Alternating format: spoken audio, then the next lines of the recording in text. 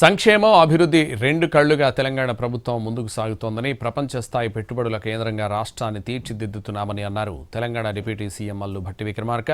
అమెరికాలో పర్యటిస్తున్న ఆయన ఇండియన్ ఓవర్సీస్ కాంగ్రెస్ ప్రతినిధులతో సమావేశమయ్యారు. రాష్ట్ర ప్రభుత్వం చేపడుతున్న విప్లవాత్మక అభివృద్ధి కార్యక్రమాలు, భవిష్యత్తు ప్రణాళికలను విదేశీ ప్రతినిధులు ఎన్ఆర్ఐలకు వివరించారు. 2047 నాటికి $3 ట్రిలియన్, రాబోయే 5 ఏళ్లలో $1 ట్రిలియన్ ఆర్థిక వ్యవస్థగా మార్చడమే లక్ష్యంగా ముందుకు వెళ్తున్నామని, తెలంగాణ రైజింగ్ 2047 విజన్ ప్లాన్ను అమలు చేస్తున్నామని చెప్పారు. హైదరాబాద్, సికింద్రాబాద్, సైబరాబాద్లకు తోడుగా 4వ మహానగరంగా ముచ్చర్ల ప్రాంతంలో భారత్ ఫ్యూచర్ సిటీని నిర్మిస్తున్నట్లు తెలిపారు.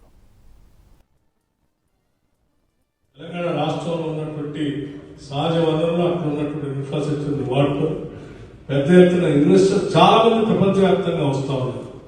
మీకు కానీ మీ స్నేహితులకు కానీ ఎవరైనా తెలిసినటువంటి ఉంటే దయచేసి యూఆర్ ఆల్ మోస్ట్ వెల్కమ్. ప్రభుత్వం చాలా సిద్ధంగా ఉంది. రాష్ట్ర ముఖ్యమంత్రి రేవంత్ రెడ్డి గారు ప్రత్యేకంగా మీ అందరూ చెప్పన్నారు.